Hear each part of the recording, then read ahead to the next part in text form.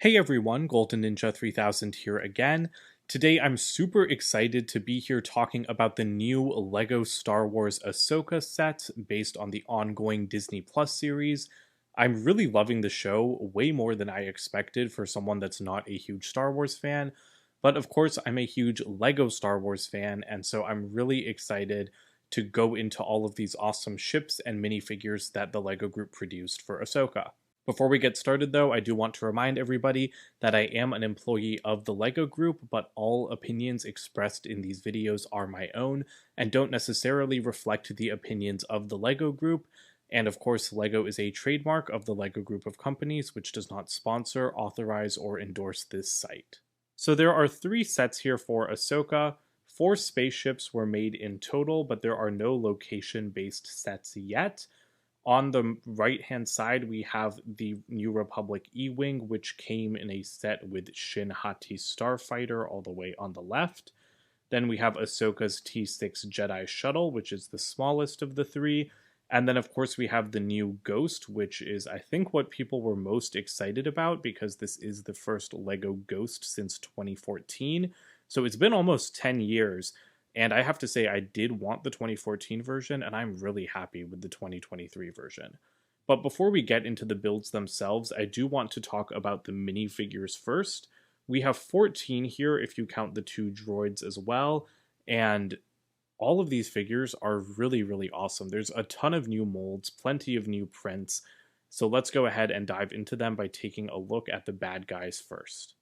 So I've got all 4 bad guys on the left-hand side, and then I've got the Rebels/Jedi characters, and then all the way on the right I have the New Republic characters.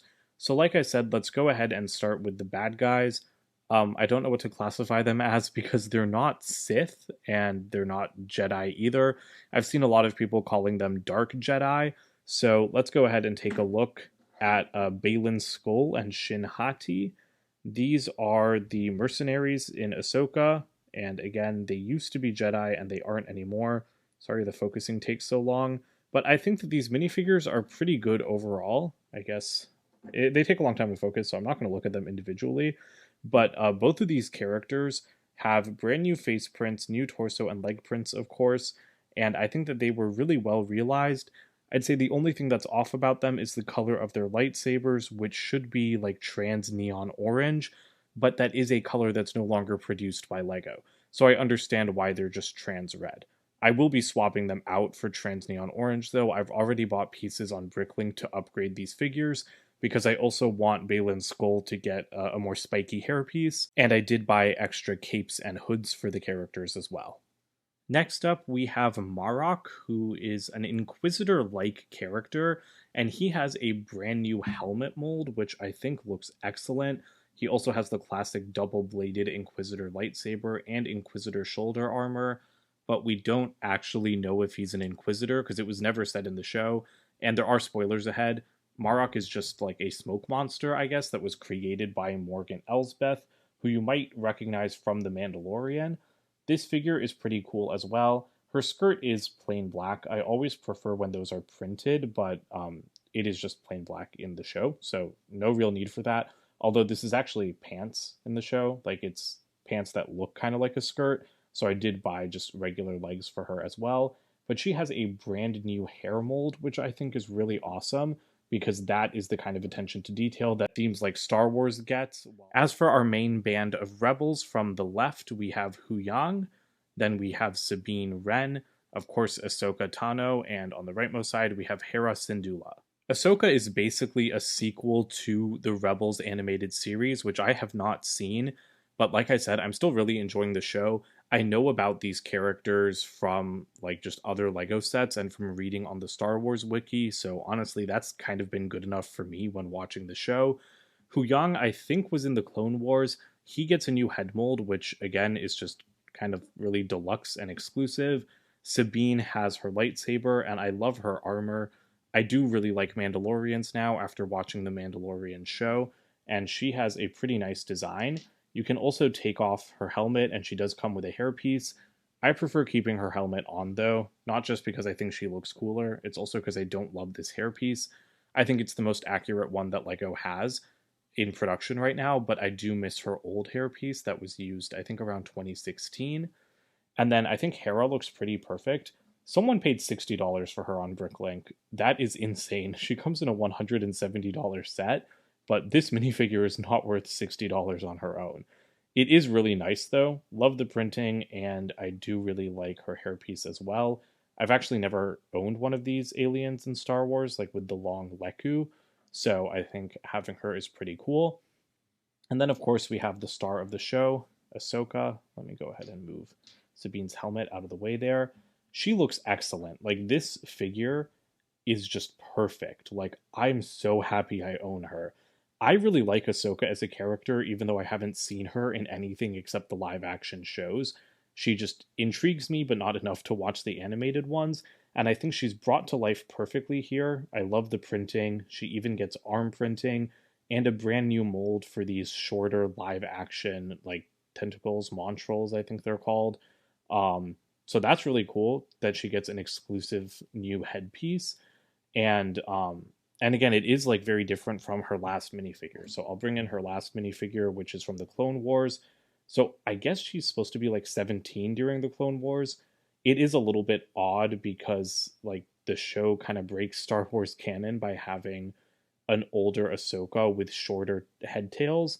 So I do think that these figures look a little bit strange side by side, but it's still really cool to just see how far they've come, like the character, I guess, because Lego's print quality has, stayed the same since this figure was introduced just like last summer, I think. Or was it summer 2021? I can't remember when we first saw this figure. But you can clearly tell that she's from an animated show because it's just more simplistic than the live action version, from the outfit to even like the printing on top of the monstrals, like the fact that this doesn't go all the way to the edge and this one does. It's just really cool to see two different versions of the character from two different mediums. And lastly, we've got the New Republic representatives. This is Hera's son, Jason Syndulla. He looks pretty decent, but of course there's a huge inaccuracy here with him having the wrong color hair. Again, I can understand that maybe there wasn't enough budget in the set to recolor this hairpiece into dark green for Jason, but it is unfortunate because, again, he is inaccurate, and to me, hair color is something that's kind of important. So I really hope that we see this piece in dark green in the future. We also get a couple of droids here. So this is Chopper from Star Wars Rebels. This is a different version than the last one Lego made, and I think he looks pretty good. I was really happy to see back printing on him because back printing is still something that's not very common for droids. As you can see with this one, whose name I don't know because I forgot to look it up before this video, but I love the color scheme. The blue and yellow is very distinctive, and like I said, no back printing on him. And then I think this guy is named Lieutenant Hawkins, and then this is like Lieutenant Beta, maybe? I'm not sure. Again, I don't really remember their names. And then this guy is an E-Wing pilot. Super excited about this figure, actually, because I don't own a Mon Calamari in Lego, so that was kind of a nice surprise for me.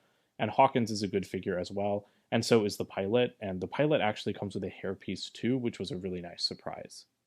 I think the Ahsoka minifigures are fantastic overall. Like I said, a lot of new molds, very detailed prints.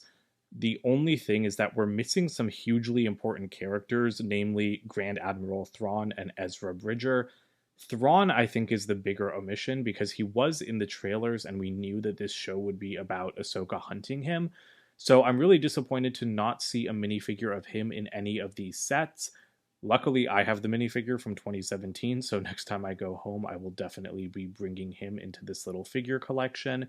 But I'm really crossing my fingers that we see another set next year from the Ahsoka series, because I think the show is fantastic, I think these sets are fantastic, and I just really hope we see a spoiler set to fill these little gaps remaining in the series. But now, moving on to the sets, I think we should go ahead and keep the whole Villains First train going. This is Shin Hati's Starfighter. It's a very unique shape to me. Like, I don't think I've seen many other things in Star Wars that look like this, although I guess it kind of looks like the Naboo Starfighter, maybe. I don't really remember what it looks like too well. But I really like the color scheme. That's actually what I like most about all of these ships. Finally, we have Star Wars ships that aren't just giant gray wedges, because even Ahsoka's ship, which is I think the dullest in terms of color, it still has a ton of dark red. And again, as someone that likes the Lego ship builds but doesn't necessarily like the Star Wars franchise overall, I'm really happy to get some more unique looking spaceships in here. So I really like that Shin Hati's ship is like this flame yellowish orange, dark red, and gray combination, because that's not what I would have expected from a dark side ship. In fact, even in the first trailers, I thought this thing was black or gray. I did not realize it was this color. So the Lego set really took me by surprise. But I think it's awesome. I especially love this intake on the front. It does have some stud shooters. I really prefer the missile shooters to stud shooters, which is why I'm happy the Ghost has missile shooters. But I think stud shooters are becoming a lot more common than the missile launchers in Lego Star Wars sets. Here is the cockpit, which is printed. That's a really nice print. And you can go ahead and put Shin Hati in there. But you can also open up this solid dark red cockpit at the back. And that's actually storage for her lightsaber, which is another feature that I love because I really, really need places to store my accessories in my Lego sets. That is like one of my number one like features that I'm always looking for.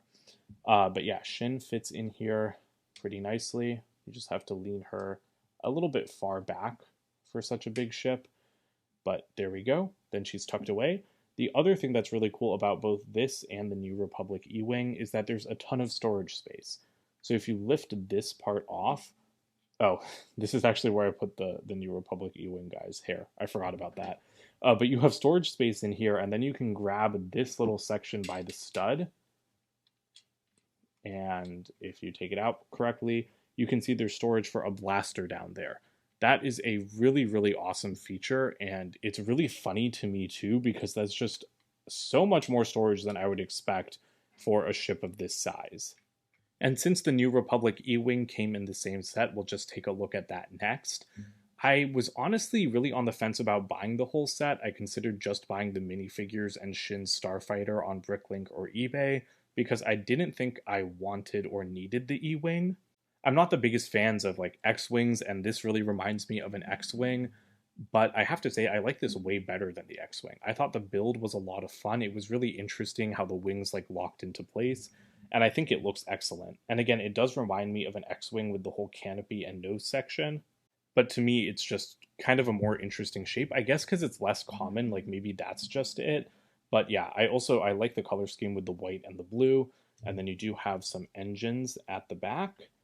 And then I also really love the landing gear situation, because these two legs just flip up and then this one folds forward, and then it becomes a much lower profile. So I think that that's pretty awesome.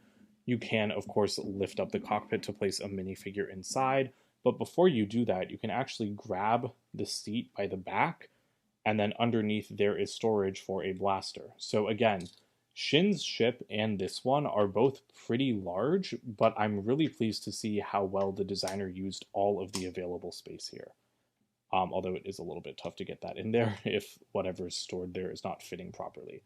The pilot's hair will not fit in here, so that's a little bit disappointing to me, because that's why I had it in Shin's ship. But I would have liked to store his hair in his own ship. And then you do have a little cavity back here for the astromech, so I'm glad that that can still fit, although of course you're going to have to turn the head to look forward. But yeah, overall, this is a pretty good build and honestly exceeded my expectations. Next, we go to Ahsoka's T-6 Jedi Shuttle. I have seen like the 2010, I think, version of this set before, because I've definitely heard the name. But this is my first time owning one, and I think, again, it's a very unique shape. So I like the color scheme, as I said before, because of the dark red, but I think it's a really unique shape. I think the way like the wing kind of swivels in universe and in the Lego model is just really interesting. And again, it just seems new, honestly, to me at least. That's what I like the most about the Ahsoka TV show in general. As someone that's watched everything Star Wars from like the sequels onwards, I'm really sick of how samey everything is and how nothing is new, especially in the sequel movies. And then I think even The Mandalorian has really become like that. But Ahsoka is the first thing I've seen from Star Wars that makes me want to watch more. Like, it makes me want to go back and like watch all of the originals, and it even makes me want to watch the animated shows, because it just feels so fresh compared to everything else that's been coming out of the franchise. And I think that goes, again, even into the ship designs, even in Lego. Because, like I said, these are the most colorful Star Wars ships I feel like we've seen from Lego in a while. And I know we've had some Mandalorian ships like in the last year with some blue in them, but still, like, especially when we get to the Ghost, I think the color schemes of these ships are just very different, at least to me. But anyway, that's a lot of talk about just the color of ships. This also has a printed windshield. You can fit one minifigure in here.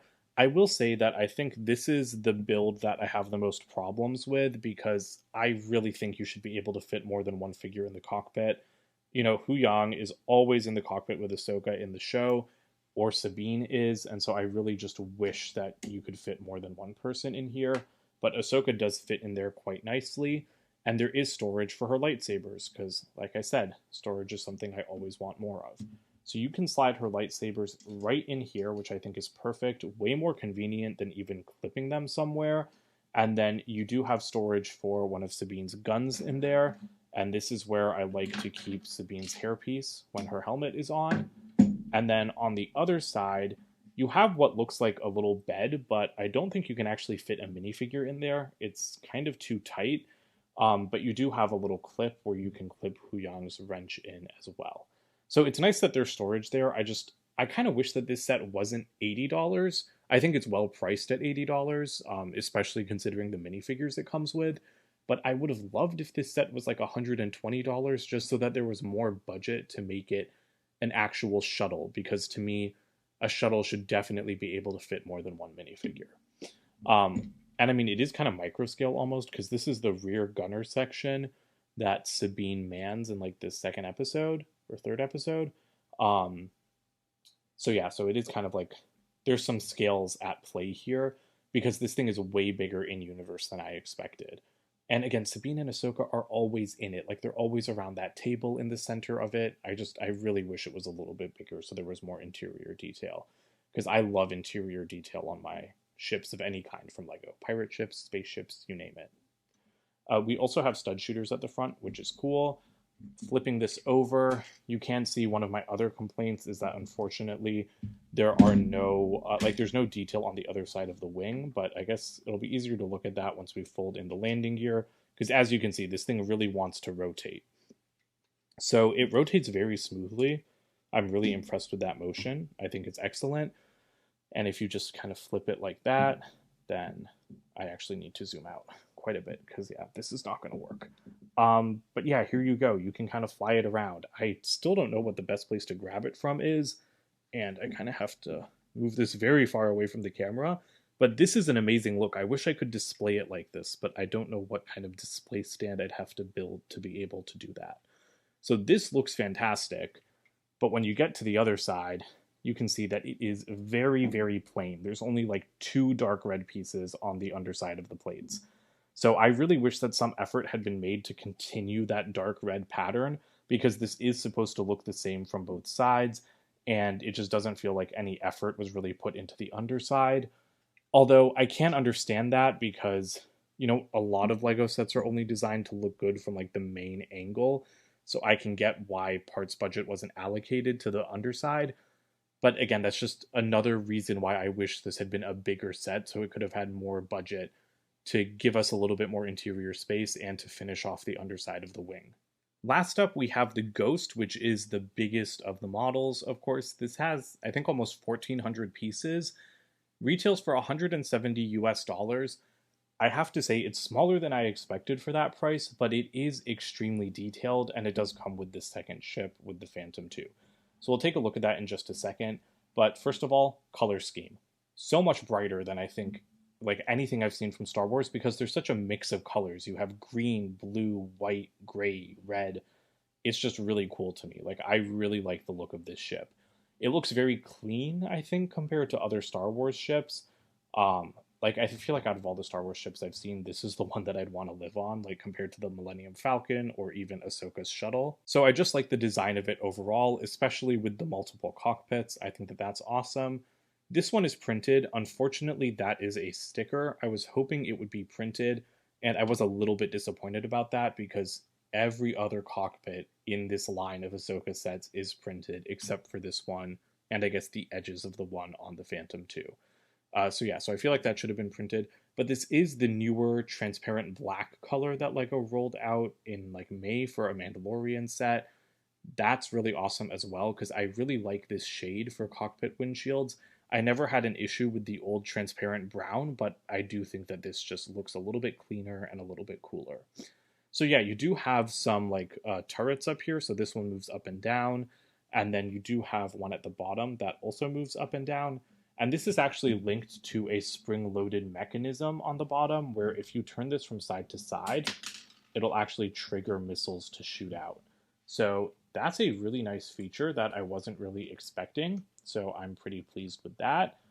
And there's actually a lot of features on this ship overall because it does have an interior. You also have boarding ramps on the sides, which I honestly keep forgetting about, but that's pretty awesome. I always like it when we have little ramps to board ships. And then the engines at the back, I guess these are technically inaccurate because the engines are yellow in the show, but I don't think that's a big deal. That's not the kind of thing I really care about, and I think these blue pieces look pretty, so I'm happy with them still. But of course, like the main feature here is that you can detach the Phantom 2, and it doesn't leave like a big unsightly gap at the back of the Ghost. There's just a little Technic axle and one stud left, and I still think the Ghost looks good without it, although I do like having both of them connected. So let's go ahead and take a look at the Phantom 2 before we dive deeper into the Ghost. So the Phantom 2 is another unique ship design. I actually have the original, or I had the original from 2017. That's the set that Thrawn came in. It was much larger because it was like a $30 set. This is just built with one bag of parts, which kind of surprised me because I thought it was going to be 2 bags of parts. But it still looks fantastic. I really like the sticker details. Oh, and I forgot to mention, I don't have the original anymore. I wouldn't be able to compare them because I did sell the original, but I kept the minifigures, which I'm very glad about now because I knew that Thrawn was exclusive to that set. So I'm glad I have him now. But yeah, sticker details are great. You have little engines back here, and then you do have a little storage compartment at the back that, if I can just get it open, it holds 2 blasters and a pair of macro binoculars. You're only supposed to put 1 blaster in there, but there was an extra black one, so I just shoved it in there as well. And then the way that the cockpit opens is kind of unique because it's actually hinged, so you can just swing it open like that. There are controls right there. And then there is enough space for a full-size minifigure or for Jason, who I think is what the box... I think the box shows Jason in here, but I don't actually remember if he piloted it in the show or not. I don't think he did. He's just a child. I feel like Hera's the only one that piloted anything. But yeah, he just lays down in there. I have seen that apparently the nose of the ship is inaccurate because of that hinging feature. I kind of think that the hinging feature isn't totally necessary. Like, for me, I just want to take the cockpit off because it's only attached with 2 studs. So I don't think the front really needed to hinge open. But it is a nice feature for play. Like, if I was a kid, I feel like I would really appreciate the hinging versus what I'm doing now, which is like trying to force the cockpit into place. You also have a couple of exposed studs here, which is a place where you can put Chopper's head to make it look like, you know, he's docked inside his little astromech port. So that's another really nice feature that I wasn't expecting, and I think that that really completes the look. But back to the Ghost itself, I think we've talked about the exterior enough. You can lift open this cockpit and then start to see inside, but it's actually got a pretty nice way of getting access to put minifigures in. I mean, this one opens too, but you can see that there's not a lot of room to get in there. So what you can do is just pull all of this straight out, and then you can very easily place a minifigure down here. And then with what's left up here, you can also easily place a minifigure there. So this cockpit area, at least I don't know if this is where the pilot goes, or I think this might be a gunner position. But I just like that kind of stacked appearance with having one person lower and then one person higher. And this control yoke actually uses an Inquisitor lightsaber blade, or not lightsaber blade, lightsaber hilt piece, which I think is some pretty nice parts usage. And again, I just think it's really nice that this whole thing pulls out. You can also lift up. Well, this also opens to place a minifigure into the gunner station, but all of this lifts off, of course, and that's where you can put the second gunner. And then you do have access into the interior here. So let's go ahead and let me get my camera higher so we can take a better look. So there's a pretty decently sized interior on here, and I actually didn't even realize that the last Ghost had no interior. It could fit a few people in the cockpits, but it didn't have any substantial interior space, and that's not something I realized until a coworker told me. So we do have little warning signs next to the airlocks, and there are little doorways, even though there are no escape pods on this version like there was on the previous version. I still think it's nice that there's the suggestion of that, though. There's also no suggestion of doors leading to the Phantom. Those are features that I kind of miss from the first one, but I think that they're definitely worth the trade-off of having more interior, because again, I really like interior spaces, because you can fit a lot of minifigures in here. And there are a couple of jumper plates in there. I think that you're supposed to put Chopper there. I'm not actually sure, but he fits so perfectly that I feel like it must be designed for that. And then you do have just some nice little, more homey details than I think you find on other Star Wars ships. Like you have a little sink, and then there's a crate here, and inside the crate is some kind of fruit from Star Wars Rebels. And I did read the Brickset review. That's where I'm getting like half of my information, in case you can't tell. Because again, like I said, I'm not a big fan of Star Wars Rebels. But I think it's nice that they have little references like that in there for the fans, because of course that's where this ship originated.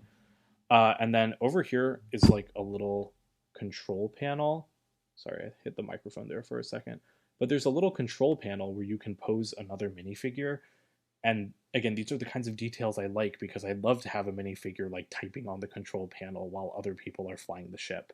So I really like those kinds of details. And then I need to zoom out a little bit. Up here is where the pilot goes. I wish there was a chair there, but I really like the steps leading down into the main area. Like that all feels very classy and nice to me. I've gone ahead and placed some minifigures in here so you can see Hera hovering above Beta, again, if that's his name there. So again, I just really... That was a missile. Whoops. So I really like that stacked appearance. I just think it's really cool. And then I still have Chopper hanging out back there, and then I'm going to zoom out a tiny bit more to add the roof back on, and I do have Hawkins settled in the gunner station. So I really like that there are 3 minifigures manning the ship. It really feels like you get a full crew for the Ghost, and that's something that I really like, because I feel like there's a lot of $170 sets that are like Star Destroyers. I don't know if there's a lot of them, but you know, like Moff Gideon's light cruiser and everything, and I didn't feel like that came with a full crew, but sets like the First Order Star Destroyer from 2017 did come with like a full crew, and so I just like getting a full crew for a Republic ship versus like an Empire ship. So I really like just the whole feeling of this set, the whole design of the set, the whole look, everything about it. That being said, I do think it could have come with 2 more minifigures, because 5 or 4 minifigures and 1 droid in a $170 set feels very, very light to me, especially when you're getting 4 minifigures with more new pieces, more new prints in a $110 set. Yeah, like for Shin Hati Starfighter and the New Republic E-Wing, it's the same thing. 4 new minifigures, 1 droid in a set that's $60 cheaper. So I do wish we had gotten another minifigure or 2 in this one. Like, I wouldn't have cared if like Ezra or Thrawn were thrown into this set, but I can understand why LEGO didn't do that, because they are kind of spoilery characters. And if there is another set that's going to come out next year, which like I don't know if there is, that's just me hoping for it. But I can understand like those being saved for like another expensive spoilery set that comes out after the show has finished, if that makes sense. So that about does it for this collection video. I do think that the most important parts of the Ahsoka series, like the bare minimum, is represented here, and I think that we get a nice assortment of characters and builds across the 3 sets. I also think that they're pretty well priced, considering that they're LEGO Star Wars sets, because LEGO Star Wars is notoriously overpriced, but I think you get pretty fair value with all of these sets, especially with those really desirable exclusive minifigures. But there's enough missing here that we could definitely see a few more sets next year, in my opinion. Like, I would love a set of the Eye of Sion, the giant hyperspace ship that Morgan Elsbeth was building. I'd love a set of Thrawn's Star Destroyer because I love Star Destroyers, and of course, I want a Thrawn minifigure. So I'm hoping that because this show seems to be pretty popular and well received, I'm hoping that it's something that Lego kind of anticipated, and so they planned ahead to make like a spoiler based set, which, you know, like they've done with The Mandalorian before. And then for movies, they've done it for like Civil War and Avengers Endgame by releasing spoilery sets like a couple months after the originals came out. So I'm hoping we see that here, but I honestly am not really expecting it because I just don't think Ahsoka's the type of show that Lego would have kind of foreseen that for. But again, Thrawn and Ezra are huge omissions, so maybe we are going to get them in 2024. But yeah, those are my thoughts. I think overall it's pretty well representative of the show. I think we have good builds here. Please let me know in the comments which one is you guys' favorite, and let me know your thoughts on the series overall. We have 2 episodes left, and I'm really excited for them. Don't forget to comment, like, and subscribe, and check out my website, goldenninja3000.com, and I'll see you guys in more videos soon. Bye for now.